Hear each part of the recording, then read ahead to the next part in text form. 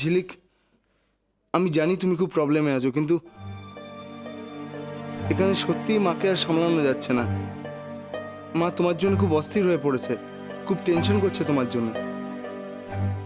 মাকে বলুন যে টেনশন না করতে। আমি আমি এখানে ভালো আছি। মাকে কিচ্ছু বোঝানো যাচ্ছে না, কিচ্ছু শুনছে না মা। খালি বলছে ঝিলিককে আমার সামনে নিয়ে আয়। তার উপর আবার কাল রাতের পায়ের চোটটা মাকে খুব ভোগাচ্ছে। কেন, ডাক্তার দেখেননি? হ্যাঁ, কল করেছিলাম। আমি তো জানি মাকে, যতই ডাক্তার দেখুক, তোমাকে না দেখলে মা শান্তি পাবে না।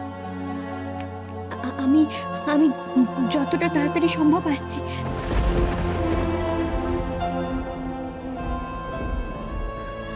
আদিত্যবাবু, আমি আপনার সঙ্গে একটু পরে কথা বলছি। হ্যাঁ,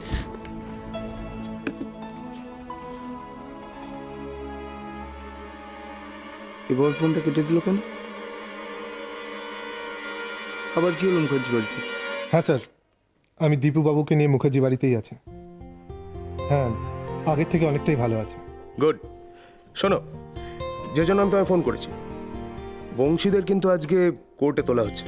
তুমি এই কেসটার ইনচার্জ, খেয়াল রেখো কাগজপত্রগুলো সব কিছু ঠিকঠাক করে গুছিয়ে নিও। হ্যাঁ স্যার, সবটাই আমার মাথায় আছে, আমি এসে সব করছি। গুড। আর হ্যাঁ, আরেকটা কথা, হীরাকে কি করবে? ওকেও কি কোর্টে তুলবে? স্যার, আমি থানায় ফিরে সব ব্যবস্থা নিচ্ছি। ওকে।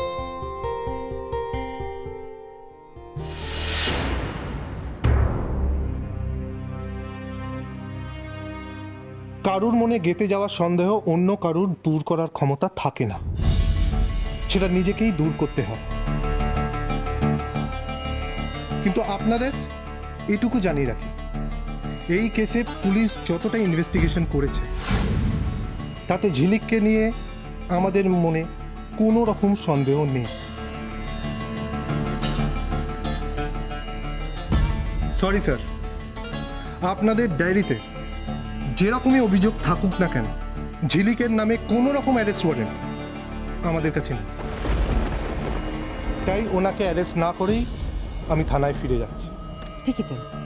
না না, সেটা কি আপনি ওকে ওই ওই ওই মানে ভগবানের আসনে বসিয়ে ফেলেছেন বলে? মানে মানটা তো খুব পরিষ্কার অফিসার। আপনি ঝিলিককে একটু বেশি অন্য চোখে দেখছেন নাকি? ভাগ্যিস ভাগ্যিস আমাদের ফুলকি ওই আদিত্যর কাছ থেকে টাকাটা জোগাড় করে ঠিক সময় মানিকপুরে গিয়ে পৌঁছেছিল দাদা গো। নইলে নইলে কি আমরা আদৌ আদৌ মেজবউকে ফেরত পেতাম? তবে হ্যাঁ, ওই টাকার গয়নাগুলো উদ্ধার করে এনেছেন বলে আপনাকে ধন্যবাদ। ফুলকি, তোর কপাল ভালো রে ফুলকি, তোর কপাল ভালো, টাকাগুলো ফেরত পেয়েছিস। যা, আর এখানে ওখানে ফেলে না রেখে টাকাগুলোকে জায়গা মতন তুলে রাখিয়ে যা।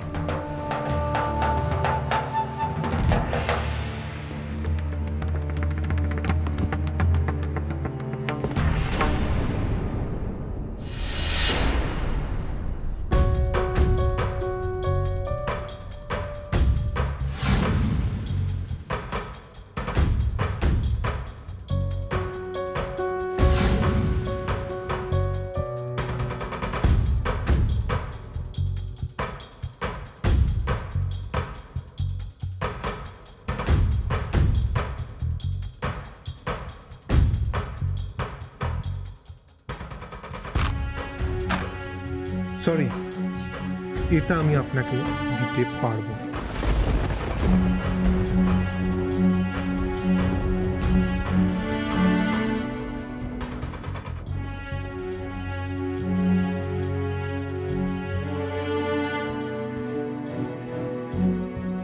কি করতে চাইছে মুখার্জি বাবু? সত্যিটা কি এবার বলে দেবে?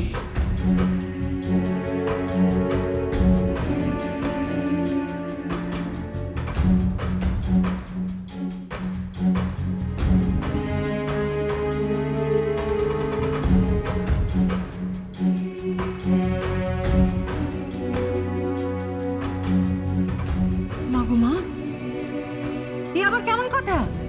হ্যাঁ, দেবেন না মানে? যার টাকা তাকে দেবেন না তো কাকে দেবেন? দেবেন না মানেটা কি? কাকে দেবেন বলুন তো?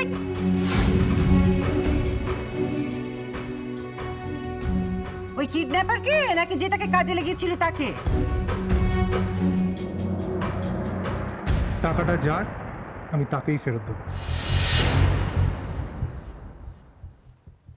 আপনার হয়তো জানা নেই যে আদিত্য রায়চৌধুরী আমার হাজবেন্ড। জানি, এত কিছু জানি, আর এটুকু জানবো না? মা গো মা, জানেনি যখন, তখন যার টাকা তাকে দিচ্ছেন না কেন? আমি আদিত্যবাবুকে থানায় ডেকে এই ব্রিফকেসটা ওনার হাতে হ্যান্ড ওভার করতে চাই, কারণ আমার মনে হয় সেটা অনেক বেশি সেফ।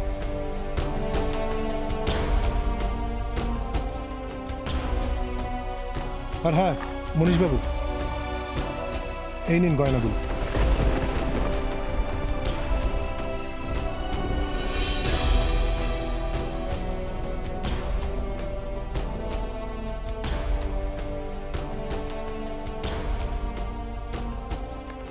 Thank you.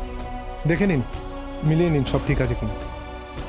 যদি কিছু মিস গিয়ে থাকে অবশ্যই জানাবেন। বংশীকে জেরা করে আমি বার করে নেবো কোথায় রেখেছি, কিন্তু আমার ধারণা ওরা টাইম বা সুযোগ কোনোটাই পায়নি।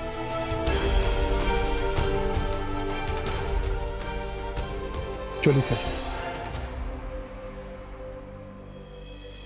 চলি দীপুবাবু। 1 মিনিট মুখার্জি বাবু।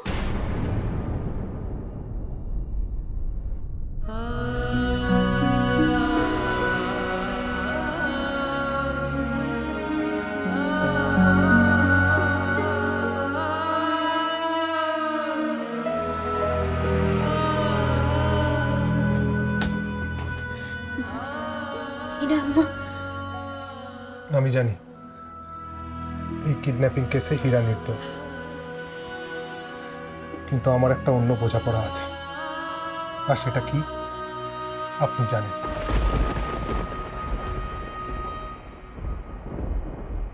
কিন্তু কিন্তু তবু আমি বল। প্লিজ প্লিজ,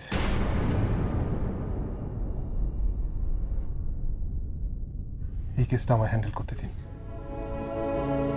চলুন।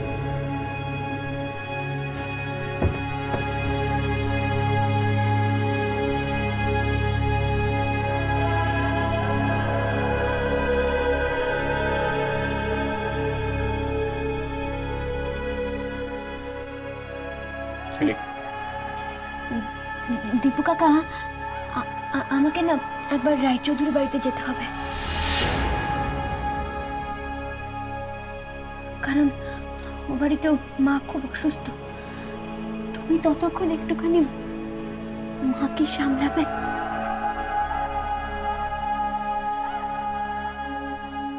ঠিক আছে, তুই যা, আমি এদিকে সামলে নেব। দাদু ঠাম্মা,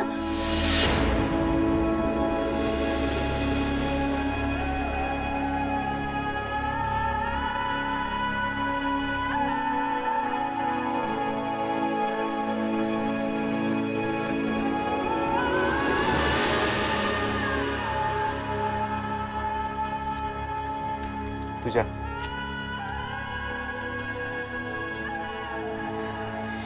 যাও, আমি দেখে নেবো।